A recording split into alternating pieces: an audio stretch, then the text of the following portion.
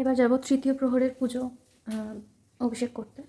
পুজো হবে, এখন বাজে 1:45, 12:24 ওরকম নাগাদ শুরু হয়েছে। তো এখন তো 1:45 বাজে। এখন ঘি দিয়ে অভিষেক হবে মহাদেবের। এই আসনে বসিয়ে যেরকমভাবে তোমরা দেখেছিলে সেভাবেই হবে, সেটা আর ভিডিও করছি না।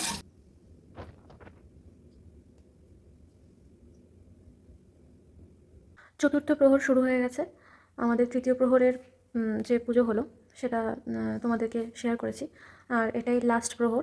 শুরু হয়েছে 3:49 থেকে, আর এখন বাজে 4:10। আমরা এখন যাচ্ছি 4 প্রহরের পুজো সারতে আর কি। তো এই এখন মহাদেবকে মধু দিয়ে অভিষেক করা হবে। দিয়ে পুজো করলে আমাদের শিবরাত্রির পুজো সমাপ্ত হবে।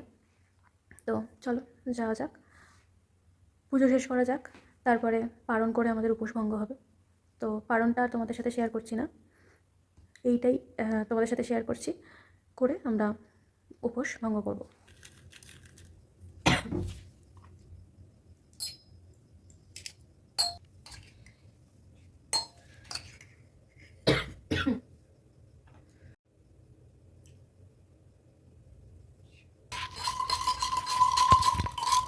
দানাগুলো বড় বড় তো পঞ্চামৃত প্রস্তুত হলো।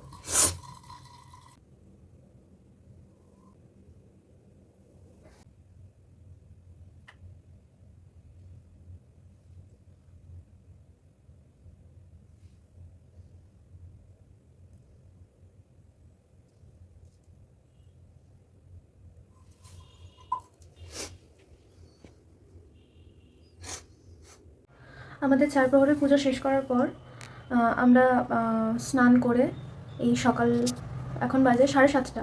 তো আমরা মোটামুটি 6টার দিকে, 6:30টার দিকে স্নানটা সেরে নিয়ে এখন পারণ দিলাম ঠাকুরকে। পারণ দিয়ে উপোস ভঙ্গ করলাম। তোমাদের দেখাই, এই হচ্ছে পারণ। আমরা সবাইকে পুজো দিয়ে আমরা উপোস ভঙ্গ করলাম। তো এবার প্রসাদ তুলে পারণটাই সবাই খাবো, মানে আমি আর বোন খাবো, যেহেতু দুজনেই উপোস করেছি, মানে ব্রত পালন করেছি মহাদেবের। তো সেই কারণে দুজনেই এই পারণটা খাবো, খেয়ে নর্মাল খাবার খেয়ে রেস্ট নেব। তো মহাশিবরাত্রির ব্রত তোমরা কারা কারা করেছো চতুর্থ প্রহর অবধি, বা এমনিও আমাকে জানিও। আর তোমাদের এই ছোটো ব্লগটা কেমন লাগলো সেটাও জানিও। আজকের মতন টাটা, আবার পরে দেখা।